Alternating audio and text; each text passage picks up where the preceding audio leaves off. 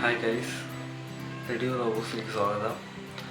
അപ്പോൾ ഞാൻ ഇന്ന് ഈ വീഡിയോ ചെയ്യുന്നത് എന്താണെന്ന് വെച്ചാൽ റോബോട്ടിക്സ് പഠിക്കേണ്ടതിൻ്റെ ആവശ്യകതയെപ്പറ്റി കുറച്ച് കാര്യങ്ങൾ സംസാരിക്കാനായിട്ടാണ്.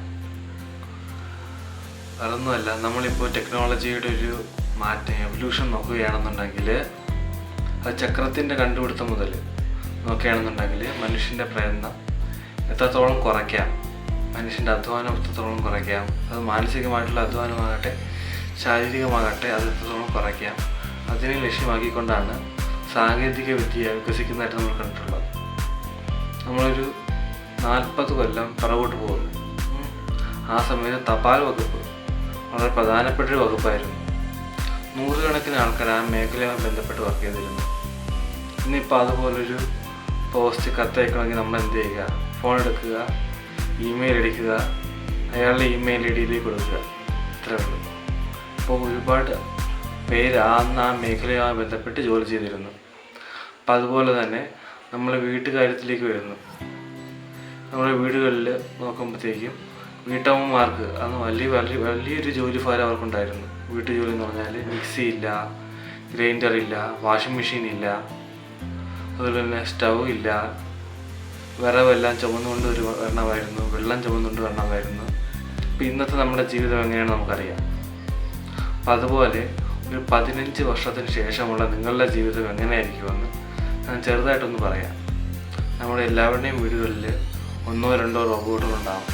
പാചകത്തിനോ അല്ലെങ്കിൽ ഹൗസ് കീപ്പിംഗ് കാര്യങ്ങൾക്കോ വേണ്ടിയുള്ള കാര്യങ്ങൾ ചെയ്യാനായിട്ട് റോബോട്ടുകളുണ്ടാവും. നമുക്കൊരു 10 സെൻറ്റ് ഭൂമി ഉണ്ടെന്നിരിക്കട്ടെ.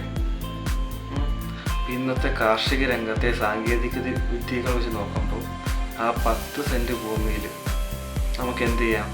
ഒരു 4-5 പേരടങ്ങുന്ന കുടുംബമാണെങ്കിൽ പോലും ആ വീടിന് വേണ്ടുന്ന പച്ചക്കറി ആകട്ടെ, മാംസമാകട്ടെ, മീനാകട്ടെ, മുട്ടയാകട്ടെ, ഇതെല്ലാം നമുക്ക് കൃഷി ചെയ്യാൻ പറ്റും. അപ്പം നമ്മൾ ആ സാങ്കേതിക വിദ്യ, കാർഷിക രംഗത്തെ ആ സാങ്കേതിക വിദ്യയും റോബോട്ടിക്സുമായിട്ടൊന്ന് ഇൻ്റർകണക്ട് ചെയ്യാനോ അല്ലെങ്കിൽ നമ്മുടെ ഭാഷയിൽ പറഞ്ഞ് ഇൻ്റർഫേസ് ചെയ്യാനോ നമുക്ക് പറ്റിയാൽ എന്താ സംഭവിക്കുകയെന്നറിയാമോ? നമുക്ക് വേണ്ട പച്ചക്കറികളാകട്ടെ, പഴങ്ങളാകട്ടെ, അതെല്ലാം നമ്മൾ തന്നെ കൃഷി ചെയ്ത് ഒരു വലിയൊരു സ്വയം പര്യാപ്തതയിലേക്ക് ഓരോ വീടുകളും എത്തും. അപ്പോൾ അതെല്ലാം ഈ റോബോട്ടിക്സിൻ്റെ ഓട്ടോമേഷൻ്റെ സഹായത്തോടു കൂടിയായിരിക്കും ഈ ചെടികൾക്ക് വെള്ളം നനയ്ക്കുന്നതും അതുപോലെ തന്നെ കോഴിയുടെ ആകട്ടെ മീനിൻ്റെ ആകട്ടെ കാര്യങ്ങളെല്ലാം നോക്കുന്നതും ഒക്കെ ആ ഒരു ഓട്ടോമേഷൻ്റെയും IoTയുടെയും റോബോട്ടിക്സിൻ്റെ സഹായത്തോടെ ആയിരിക്കും. അപ്പോൾ അത് തന്നെ നമുക്ക് എന്ത് ചെയ്യാൻ പറ്റും? നമ്മൾ തന്നെ നോക്കുന്ന റോബോട്ട്സ് അവരെന്ത് ചെയ്യും? നമുക്ക് ഓരോ പച്ചക്കറികളായിട്ടും അല്ലെങ്കിൽ ഓരോ കാര്യങ്ങളായിട്ട് പാചകം ചെയ്ത് നമുക്ക് തന്നെ തരും. അപ്പോൾ ഇലോൺ മസ്ക് പോലെ ഒരു ജോലിയും ചെയ്യാത്ത കാലത്തേക്ക്, അതായത് ജോലി ഒരു ഹോബിയായിട്ട് മാറുന്ന കാലത്തേക്ക് ഇനി ഒരുപാട് ദൂരമില്ല. അപ്പോൾ ആ കാലഘട്ടത്തിലേക്ക് നമ്മളിങ്ങനെ അതിവേഗം കുതിച്ചെത്തിക്കൊണ്ടിരിക്കുകയാണ്. അപ്പോൾ അതുകൊണ്ട് ഈ അറിവുകൾ, റോബോട്ടിക്സിനെ പറ്റിയുള്ള അറിവുകൾ എന്തായാലും നിങ്ങൾ അല്ലെങ്കിൽ ആ മേഖലയിൽ ഒരു പരിചയ സമ്പത്ത് അല്ലെങ്കിൽ പരിജ്ഞാനം നിങ്ങൾ എന്തായാലും ഒരുപാട് സഹായിക്കും. അതുകൊണ്ട് ഈ എഡു റോബോട്ട്സ് എന്ന ചാനൽ സബ്സ്ക്രൈബ് ചെയ്യുക, അതിനോടൊപ്പം തന്നെ വീഡിയോസ് ഷെയർ ചെയ്യുക, ബെൽ ബട്ടൺ കൂടെ അമർത്തുക.